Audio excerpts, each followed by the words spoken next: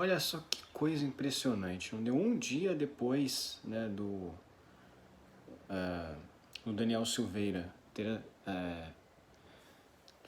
sido condenado, né, uma prisão que eu comentei no meu último vídeo, a condenação absurda, né, a pena de 9 anos e 6 meses, 8 anos e 9 meses, né, de reclusão, porque não se fala mais em detenção, né, nem em outros termos, reclusão né, e não só por causa de reclusão também, né, porque está acima de 8 anos, então quando está acima de 8 anos a pena, né, a qual a pessoa é condenada, ela tem que iniciar o regime inicial, né, o regime inicial de cumprimento de pena é o fechado, que é aquele presídio de segurança máxima, né, você vai ser encarcerado, então você não tem direito à liberdade, né, semiaberto você pode sair, e o aberto é mais brando ainda, né, inclusive a lei fala em questão do regime aberto, né, de albergado, né, para recolhimento, mas isso não existe, então é outra coisa que eles utilizam, né? Na prática não funciona como a lei descreve,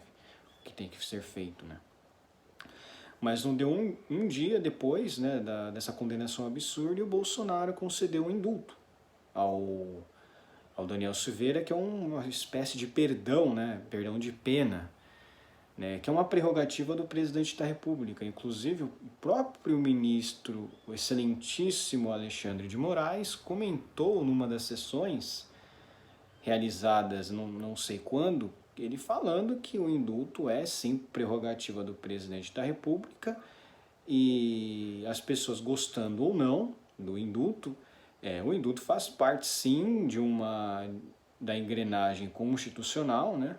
Inclusive inclusive ele mesmo fala desse check and balance, né? O check and balance é quando um poder controla o outro, um poder fiscaliza o outro, né? Nenhum dos poderes pode estar acima do outro nem abaixo do outro.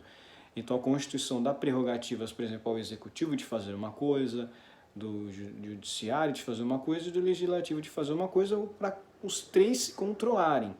Então, assim, é um controle conjunto dos três poderes, né, que é esse check and balance, né, que ele fala nessa audiência. E ele fala da importância do indulto, né, como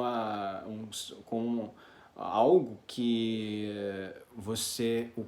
o executivo, por exemplo, ao entender que o judiciário passou dos limites na condenação de alguém, ele vai lá e indulta essa pessoa é libertada.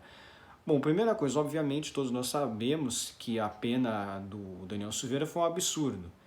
Eu mesmo critiquei o ministro André Mendonça, acho que não deveria nem sequer ter havido uma condenação, não com base nesses crimes a qual ele está sendo processado. Se for falar em alguma coisa, é o crime de ameaça, não é desse negócio de ameaçar a democracia, isso é um absurdo, porque ele sozinho, quem que está ameaçando? Tipo, o Estado é um ente soberano, é um ente gigantesco. Uma pessoa só não tem como ela bater de frente com a democracia, nem se ela quisesse, nem se um ANCAP ou anarquista quiser, não, eu vou atacar o Estado. Ele sozinho não tem força, o Estado é uma engrenagem gigantesca. Para fazer isso teria que ter uma revolta, uma revolução, uma guerra civil. Acredito que esse artigo, quando foi feito lá atrás, nessa Lei de Segurança Nacional, ele foi feito basicamente pensando nos esquerdistas, né, aquela questão lá dos guerrilheiros, né, que faziam guerras locais, né, guerrilhas e combates contra o governo, né, justamente nesse sentido mesmo, para controlar esse tipo de coisa, e não de uma fala contra o poder, né, um STF, alguma coisa do tipo, né?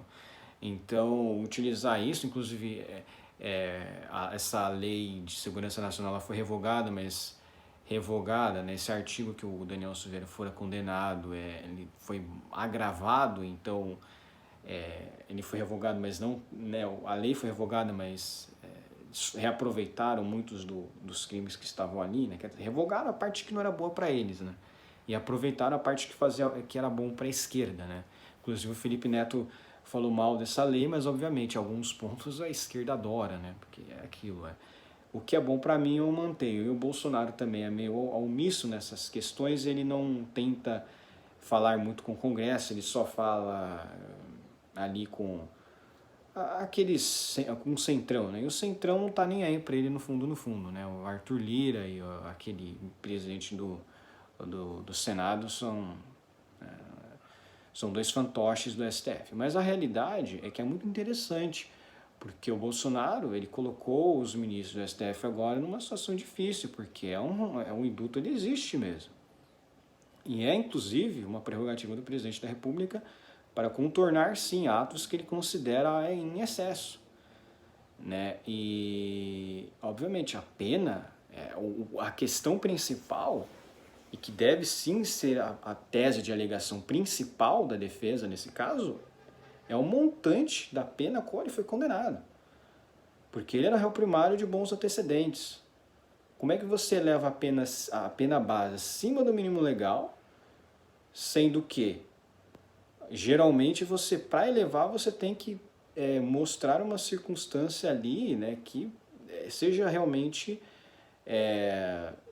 relevante para esse aumento da pena base, além do mínimo legal, né? Então, muitos dos crimes ali tinham pena máxima, por exemplo, 6 anos, outro em 4 anos, e o STF condenou, tipo, quase no máximo, né? Quase estourando. Então, foi obviamente ali uma condenação extremamente política. E apesar da minha discordância com André Mendonça, eu concordo com o Cássio Nunes, acho que a questão não é nem que era uma brincadeira, é que realmente você dizer que ele atacou a democracia é um ente gigantesco, é uma estrutura estatal gigantesca. Para você atacar a democracia, na minha opinião, e acredito que na opinião de muita gente, teria que ser um ataque armado e não por falas. Acho que você atentar contra a democracia com falas não faz o menor sentido, porque a democracia é uma estrutura muito gigantesca e ela é inabalável, né? Tanto é que, como é que uma pessoa que está falando vai combater um exército, por exemplo, que o Estado tem poder, ou a polícia? Então, qualquer pessoa qualquer pessoa é um anão, né? Um Nando Moura, né? Frente ao Estado. Nós somos anões, todos nós somos Nando Mouras contra o governo, né? Inclusive é por isso que nós temos, né, em tese, uma proteção absurda contra o Estado, né? Nós temos direito lá à privacidade, porque o Estado ele é gigantesco, ele é muito poderoso, então nós somos muito fracos perante o Estado. Então é justamente nesse sentido, e é correto mesmo, isso moralmente é correto. O Estado é um ente gigantesco. Se você começar a dar muito poder para o Estado vai acabar contigo facilmente. Como o Estado vai agarrar você e vai se despedaçar, igual estão fazendo com o Daniel Silveira. O Daniel Silveira, inclusive, ele até pediu desculpas, né, na época que foi preso, ilegalmente. Prisão ilegal, muitos sabem que essa prisão foi ilegal, porque não se tratava de flagrante delito que eles inventaram ali, porque era um vídeo que estava na internet. Isso não faz sentido, né? Não tem sentido lógico. Num vídeo criticando, tá, ele usou insultos, mas não faz o menor sentido. A prisão em si já foi ilegal, o inquérito foi ilegal. E disse ele que não teve direito contraditório em ampla defesa pleno. Então, são diversas questões e, obviamente, quando você ataca alguém, essa pessoa não pode julgar, né? O que é mais absurdo, você ser vítima, acusador e julgador, né? Que é o Alexandre de Moraes. Inclusive, ele é o relator, né? Ele é um dos que foram atacados, então é mais absurdo ainda. Mas esse indulto é muito importante porque é uma coisa constitucional, não é um golpe. Inclusive a Dilma utilizou esse indulto natalino, né, para livrar, né, na época o Genuíno e entre outros, né, concedeu perdão, né, da pena. Então realmente isso existe, e acontece mesmo. Então realmente o Bolsonaro logo um pouco isso, e talvez ele já até pensasse nisso, talvez ele já até estava esperando uma condenação, né, algo do tipo, para efetuar essa cartada de mestre dele, que foi esse indulto. Obviamente, isso que ele está falando que vai entrar com uma ação e tal, e vamos ver o que vai decidir o STF, vamos ver o que o Alexandre de Moraes vai decidir, se ele vai se contradizer, né? Porque ele já defendeu numa sessão o indulto, ele fala que realmente faz parte desse check and balance, né? Que é a questão de um poder realmente fiscalizar o outro, né? Então, no caso, o próprio Bolsonaro poderia usar isso como uma justificativa, ele falar que a condenação do Daniel Silveira aos olhos dele foi totalmente legal e é uma violação à liberdade de expressão, e que o STF extrapolou os seus poderes e cometeu abuso.